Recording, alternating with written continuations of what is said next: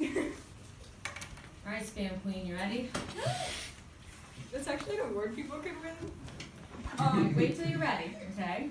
You gotta put your hair back so that everyone can see your shirt. That's the whole big. Oh, I didn't even see the shirt. Okay, you ready? Yeah. The stock market crash of 1929 led to one of the most tragic events in American history, all over the world too. It led to the Great Depression.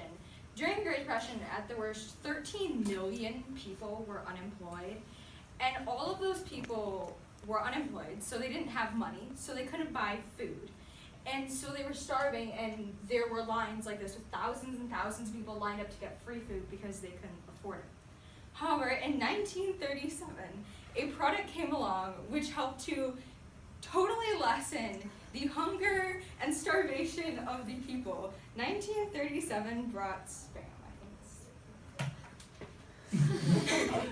So Spam came along, and it was used not only in the Great Depression to help lessen people's hunger, but also during World War II because it was really affordable, and so it made a cheap source of protein. And during World War II, actually 90% of Spam sales were to the U.S. military because soldiers could use it for not only food, but like they also used the can for different things, and they used like the fat from Spam as lotion, as gross as that sounds. So that actually became really helpful. However, Spam has had more of an impact, especially today, on consumer culture than on the way people eat, even though it is really prominent in Hawaii and the other Pacific islands. So probably the first instance of Spam becoming part of consumer culture was when they released these ads from like the 1930s, which are a little weird, especially that one. But so these ads were like in magazines and promoted Spam to let people know that it was a very versatile meat, so like you can use it for all sorts of different things. And yeah, so then after World War II, Hormel introduced the Hormel Girls Band and Chorus, and it was a group of female veterans from World War II, and they would carry out day-to-day sales, and then they would put on performances in the night time, and that was part of them really becoming part of consumer culture. Also, Spam in consumer culture was when they were featured in Monty Python's Flying Circus in the skit Spam-A-Lot, where basically all that's on the menu is Spam. And so that was a real part of Spam making it into the entertainment industry. Today, it's part of the entertainment industry and consumer culture in Hawaii's Spam Jam, which is like this giant festival they have yearly where they block off like one whole street in, I don't remember which city it's located in. Anyway, there's like a whole street that they block off to have this festival for a few days that's devoted entirely to Spam. And there's also, okay, you might not want to look at this next slide. It's kind of gross.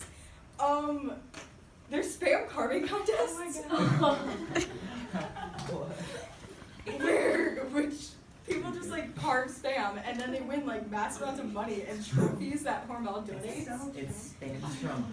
And then there's also like cook-offs that they have to go along with these Spam carving contests. Like there's a group called the Order of the Manly Men, and they have like an annual like meeting and Spam cook-off where they like win trophies, and that's where the Spam Queen, like they can win the title Spam Queen even though it's like the Order of the Manly Men, so I don't know what that's about.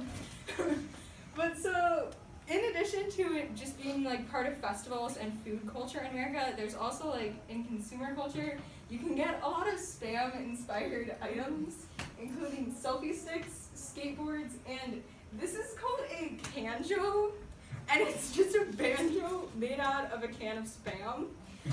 And they're apparently really popular. So throughout the years since 1937, Spam has wormed its way into consumer culture. And whether the impact of Spam is satirical or not, like whether that fondness that people have for Spam is satirical, that doesn't really matter. It's the impact that Spam has had on American society and consumer culture as a whole that counts.